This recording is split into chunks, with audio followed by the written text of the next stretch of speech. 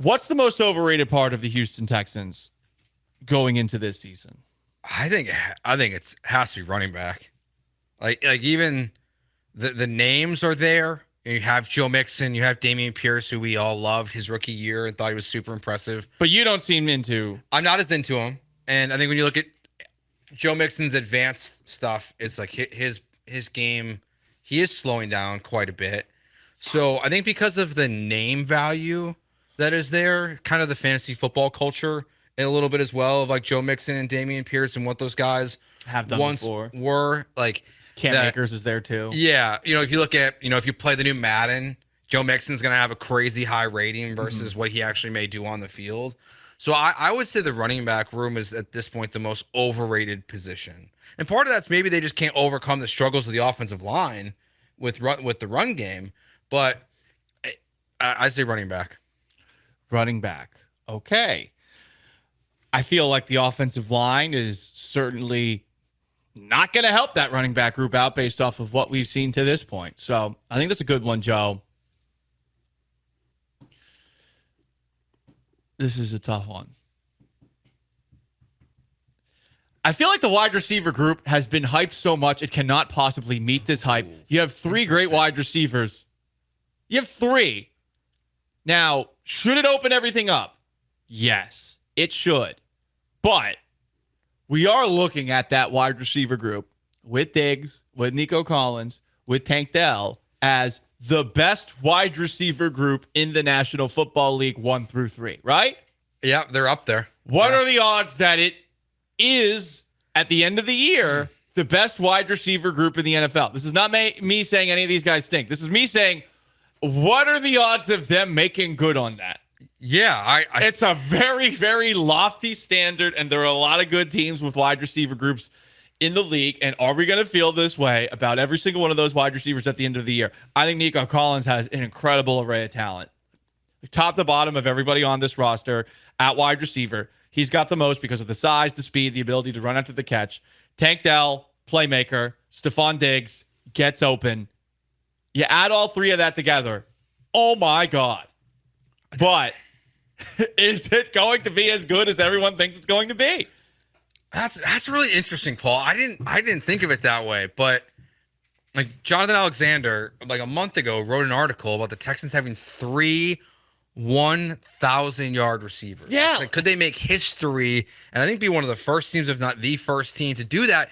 You're putting them in a category that it's such a high bar before the season to reach that it's almost, without them all being 3 1,000-yard receivers and possibly winning a Super Bowl and being close to all having double-digit touchdowns, it's how do you pass expectations for the wide receivers to what they are right now? Yeah, that's good. I think we took two different angles of this. We're like, I want more face value. You want expectations.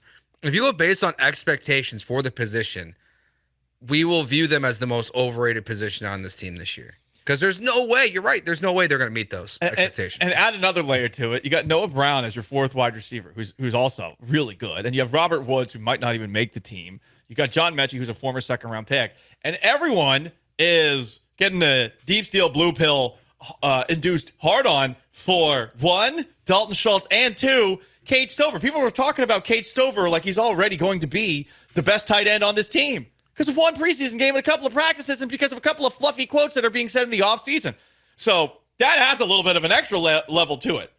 Is this the greatest receiving core in NFL history? Some are talking about it from that perspective. And to your point about the 3,000-yard wide receiver thing, that is not going to happen. I will be blown away if it happens. If they do get 3,000-yard wide receivers, okay, I guess it does live up to the hype. Yards are stupid, by the way. I hate that we care about them as much as we do.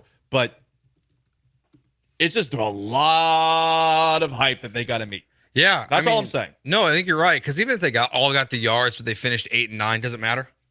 Like, doesn't really matter if they all catch for 1,000 yards this season, but the Texans don't win 10+ games and they miss the playoffs. It doesn't matter. So I'm with that too. Yeah, I think that's a good answer. I like this a lot because it's going to be just challenging to meet the expectations. Yeah. Of what it was. I still think they're going to be good. It's the expectations from the 409. They can still be a top 3 to 5 wide receiver group in ball, 100%. I'm not saying they're going to suck.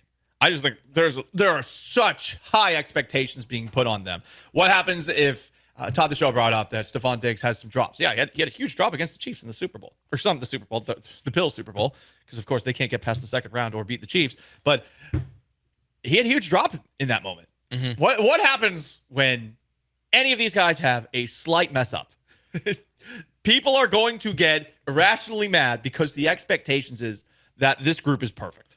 Yeah, and they're not going to be. And there's going to be conversation inside and outside, maybe not inside the building, but outside the building the whole season. Every single time something happens with Diggs, Tank, or Nico on the sidelines with CJ, people are going to be asking the question about like how they're distributing the ball and who's getting the ball the right amount. Is Diggs mad? Yeah, is Diggs mad? Like my honest expectation for this year is that Nico Collins will have the least productive year of the three. Like what we're seeing from DJ Bieniemy and everyone's that's with the Texans this week, since you haven't been able to go out there, is that Diggs is getting the most targets. He's getting 50, 60-yard touchdown catches. And there is a special connection with CJ and Tank to where maybe the yards won't be there, but I think the touchdowns will be. So like, how does Nico handle not getting the ball all the time? Yeah, I was thinking of it as something of from the perspective of fans who are going to draft one of these three guys on their fantasy football team. And when because you have three awesome receivers, chances are there's going to be a 2-3 game stretch where one of these guys isn't giving you much numbers wise, isn't giving you a ton of yards, isn't being found in the end zone. So I do think that there is a chance that there's going to be some basically backlash from the fans about like, oh my God, Tank Dell's having a terrible year, when it's really in reality he's not putting up the same fantasy football numbers that he did last year, or same thing with Collins or Diggs. But I think from that perspective too, like it's going to be under such more of a microscope because all three of these guys are going to be probably starting for most fantasy teams every week. And in a given week, based on a matchup, they're probably not going to get the ball. One of the three, they're not all three going to have big games every single week. Exactly. So I'm taking none of them in fantasy football. Maybe Tank though. I'm not taking them. I'm only taking Kate Stover. Yeah, tight end one. Sean's all in. Tight end one for me. TE1. I was online just posting about it. I think he can be TD1. Yeah, I know you guys are trolling me right now. I think the idea that every position group has like a QB1. Oh, the starting quarterback, wide receiver one, the guy who gets the ball the most. No, the guy who gets the ball the most is the guy who's open on an every play basis. And all of a sudden, people are starting to do this with tight end. God, I hate the children. I hate the children covering my game. My game. They're ruining Paul's game. I am football. Everyone knows this. And all of a sudden, we got all these stupid terms entering the vernacular from a bunch of dorks. I hate it. Who's going to be the tight end one? How about shut up? No one cares. Win. Who do you think is going to have the highest DVOA in the AFC South? I don't know if having a high one's good or not. Who's going to have the best DVOA? Of all the teams? Adjusted DVOA. Well, you're asking who's the best team then, essentially. Well, adjusted DVOA. The best team based off of the metrics is what you're asking. But it's weird that we bring that in too. Why not just ask, what's the best team? Well, per DVOA, it's this. Instead of, I don't know. I could call it that. Per record. Let's go just per record. Per win. Per win. Best team by wins. Best team. You're gone for 2.5 years, and you come back, and you see the people who are like now the experts talking about this team, and I get frustrated. I get very frustrated. I put myself up pound for pound with anybody talking about this team, and I truly don't understand some of the people that have like all of a sudden just like entered the conversation. Who's going to be the tight end one? Shut up. No one cares. No one cares. Wide receiver one. No one cares. God, win the game. Jeez. Anyway. Is Cam Akers going to get a lot of... Cam Akers might not even make the team. Cam Akers. So I shouldn't draft him. Catching checkdowns. He looks good. Oh, you know what? Maybe he's better than Dameon Pierce. What? What are you talking about? He has no Achilles. What are you talking about? He might. I mean, he has Achilles. Well, are they his? Like, did they take him out of the cadaver? They might just not work very well. Yeah. Anyway, sorry. Probably not a late round. I know. I know what these two mother bleepers are doing. Whoa, I said one comment. No, you joined in. You joined in. You joined in. He started it. You're happy to join. This is Sean's fault. Joe, I don't like it when we don't bully you and when you guys bully me, okay? Which is like perfect. You know what? perfect bully where he can't handle it on We his gotta own. flip this. We gotta bully Sean. No.